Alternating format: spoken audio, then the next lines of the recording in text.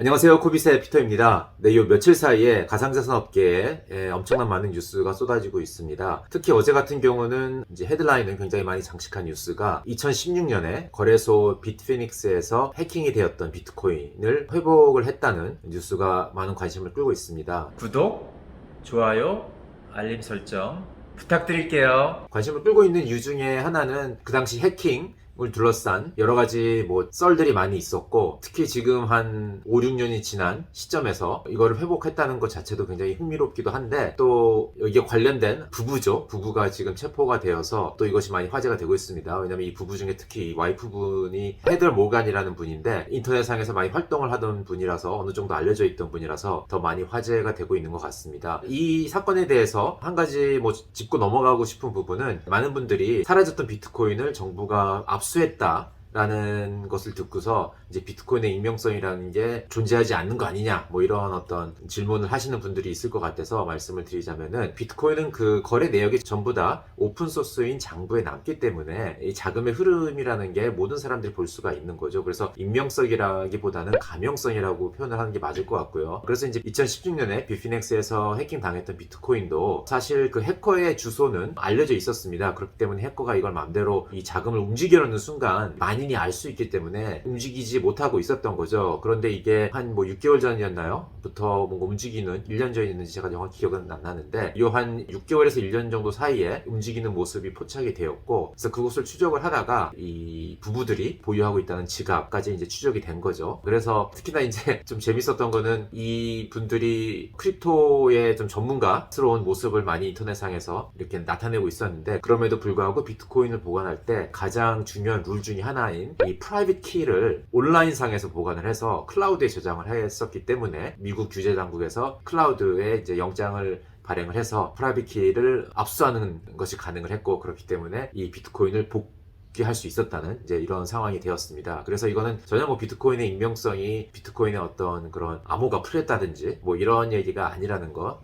좀 말씀드리고 싶습니다. 근데 사실 이 뉴스는 좀 약간 가십성 뉴스라고 저는 생각을 하고요. 이 투자자들 입장에서 봤을 때 진짜 더 중요한 뉴스는 바로 어젯밤에 발표되었던 뉴스인데요. 바로 러시아 정부가 가상자산을 법규화하겠다고 발표한 내용입니다. 구체적으로 이제 발표된 내용을 보면은, 러시아 재무부와 러시아 중앙은행인 뱅크 오브 러시아, 그리고 그 기타 많은 정부 기관들이 가상자산의 법규화에 동의를 했다 라는 내용입니다. 그래서 좀 더 구체적으로 들어가 보면은, 일단 기존의 틀 안에서 이거를 법규화를 하기 위해서 가상자산을 외환 취급하겠다, 이렇게 얘기를 하고 있고요. 그래서 이제 외환처럼 취급하기 때문에 가상자산을 다루는 거래소들을 라이센스 제도를 통해서 관리를 하겠다라는 내용도 있고요. 그 다음에 이제 과세 방안을 마련해서 이제 세금을 걷겠다는 그런 내용도 포함되어 있습니다. 그 외에 기존 규제가 커버하지 못하는 부분에 대해서는 새로운 법안을 만들어서 적용할 거고, 한 2월 중순까지는 이제 초안을 마련할 계획이라고 합니다. 그래서 새롭게 만들어지는 법규 내용을 빠르면은 2022년 하반기부터, 늦어도 내년 상반기 전에는 이제 적용을 시작할 거라는 이제 이런 내용이 언론을 통해서 보도되고 있습니다. 자, 이 뉴스를 접하신 분들 조금 약간 혼란스러울 수도 있을 것 같아요. 왜냐면은 한 1월 중순에서부터 사실 이 반대 내용의 뉴스가 나왔거든요. 그 당시에 중앙은행인 뱅크 오브 러시아가 가상자산을 이제 금지할 것을 고려하고 있다, 이런 식의 뉴스가 보도되고는 있었습니다. 그래서 여기서 제가 생각하기에 저만의 좀 내피셜로 추측을 해보면은, 아마 러시아 정부 내에서 여러 가지 논의가 있었던 것 같아요. 이 가상자산이라는 현상을 내버려두면 안 될 것 같은데 어떻게 하면 좋겠냐. 그래서 정부 내에서도 여러 가지 의견이 오고 가면서 찬반론이 오고 가고 있었겠죠. 반대 의견을 냈던 것이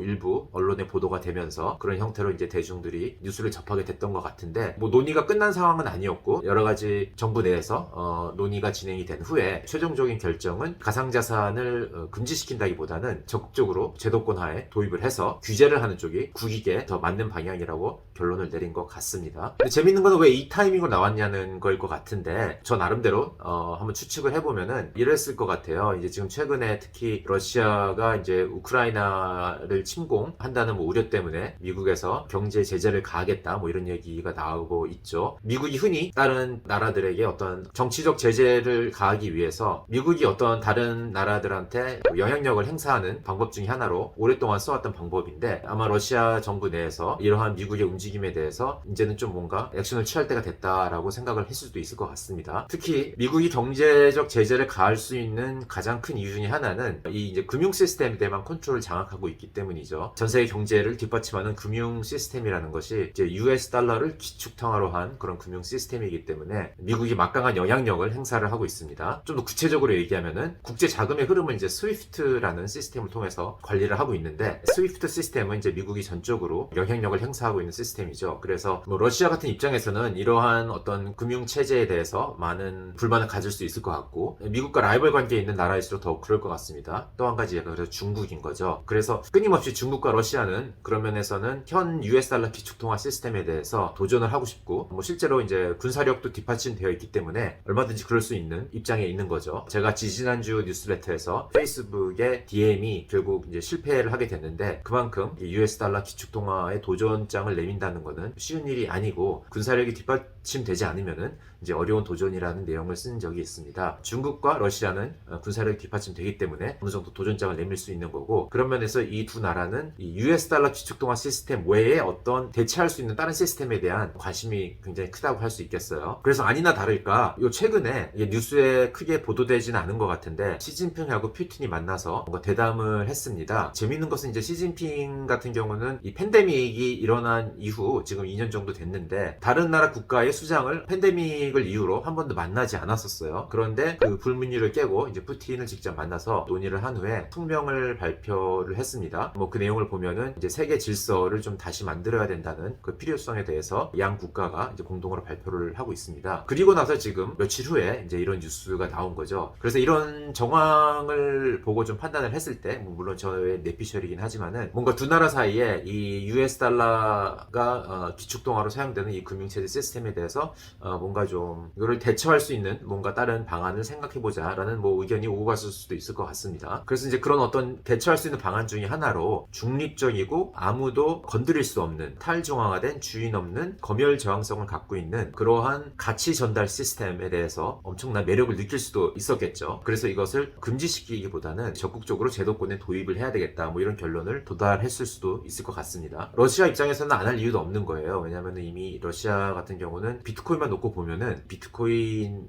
채굴, 비트코인 네트워크 해시레이트를 동원하는 나라 랭킹을 봤을 때 지금 세 번째입니다. 더 넓게는 이제 가상자산에 대한 어떤 어답션도 굉장히 높은 편이에요. 러시아 인구가 한 1억 4천만 명을 조금 넘는데 뭐 그렇게 많은 숫자는 아니죠. 뭐 한 일본보다 조금 많은 정도인데 그런데 지금 가상자산 계정은 한 1200만 개 정도 있다고 이렇게 보도되고 있고요. 그리고 이 1200만 개 계정에 보유하고 있는 이 가상자산 잔고 가치만 해도 300억 달러 정도가 된다고 합니다. 그리고 또 어떤 분석에 의하면은 이러한 가상자산에 과세를 도입을 했을 때 러시아 정부가 거둘 수 있는 세수익이 13 billion dollars 한 130억 달러 정도 이렇게 된다고 얘기를 하고 있어요. 그래서 이렇게 러시아가 예를 들어서 뭐 비트코인을 이 뱅크 오브 러시아의 외환 보유 자산 중에 하나로 매입을 하기 시작했다. 이러면은 이거는 뭐 엄청난 파급 효과가 있을 것 같습니다. 물론 엘살바도르 같은 나라가 했을 때도 이게 상당히 뭐 뉴스는 되었지만은 또 뭐 일부에서는 엘살바도르가 워낙 작은 나라이기 때문에 뭐 그냥 하나의 작은 뭐 실험 정도로 보고 아무도 그렇게 심각하게 받아들이지 않을 수 있지만은 러시아 같은 대국이 자기네들 외환 보유 중에 일부를 비트코인을 도입을 한다면은 이거는 엄청난 파급 효과가 있을 것 같아요. 그렇게 되면은 러시아와 경쟁 관계에 있는 다른 나라들, 미국이라든지 뭐 중국이 될 수도 있겠죠. 이런 나라들이 가만히 있을 수는 없을 것 같습니다. 그거에 대한 어떤 반응을 해야 될 것이고 그렇게 됐을 경우에는 비트코인이 중립적인 자산으로서 중앙은행 외환 보유로서 어떤 중요한 위치를 갖게 될 수도 있는 거죠. 과거 역사를 보면은 이런 흐름에 빨리 따라가지 못한 경우에 국가적으로 엄청난 손실이 있었던 경우가 있습니다. 이 에피소드는 세프티 나무스가 쓴 이 비트코인 스탠다드라는 책에 굉장히 자세히 나와 있는데 19세기 중반에서 말 이전까지는 이제 전 세계가 골드 스탠다드와 실버 스탠다드를 같이 사용을 하고 있었죠. 영국은 이제 골드 스탠다드를 꽤 이제 일찍부터 했지만은 그 외 국가들은 대부분 다 실버 스탠다드였습니다. 그런데 이것이 한 19세기 중반에서 말에 거쳐서 골드 스탠다드로 유럽을 중심으로 이제 전환되기 시작을 하는데 굉장히 빠른 시일 내에 전환이 됐어요. 이 흐름에 쫓아가지 못하고 끝까지 실버 스탠다드를 고수한 나라가 두 나라가 있었습니다. 바로 인도와 이제 중국이었는데 이 두 나라 모두 엄청난 대국이었음에도 불구하고 이런 어떤 이제 국제적인 흐름에 빨리 따라가지 못했기 때문에 나중에 금과 은의 교환 비율이 엄청 금의 가치는 점점 올라서 금과 은의 교환 비율이 엄청 불리해졌을 때 그때 돼서 이제 은에서 금으로 갈아타야 되는 이제 그런 상황이 벌어졌죠. 이것이 엄청난 국가적 재정 손실로 이제 이어졌습니다. 일본 같은 나라는 또 재밌는 게 물론 아시아 국가였긴 했지만은 되게 발빠르게 움직여가지고 이러한 흐름에 빨리 편승을 했습니다. 그래서 어떤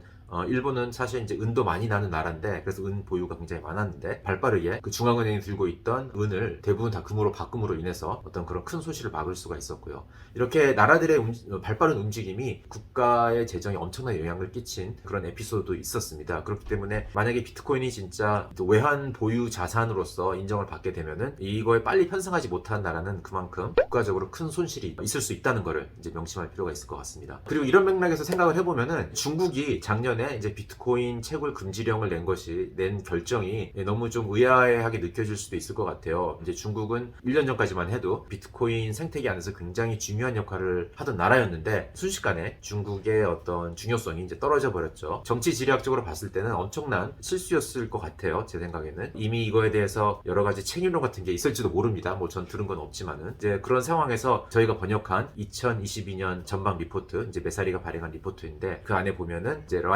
저자인 라이언 셀키스가 2022년 예측 중에 하나가 중국이 작년에 실행을 했던 비트코인 채굴 금지령을 중단할 수도 있다는 이제 그런 내용을 얘기를 하고 있습니다. 뭐 많은 사람이 좀 의아해하는 예측이라고 이제 생각을 했었는데 뭐 얼마든지 제 생각에는 충분히 일어날 가능성이 있는 그런 시나리오가 아닌가 이렇게 생각이 됩니다. 그래서 이제 러시아의 행보가 앞으로 좀 굉장히 중요할 것 같고요. 그런 면에서 여러분들도 뭐 주목해야 되는 뉴스가 아닌가 싶습니다. 네, 오늘은 여기까지입니다.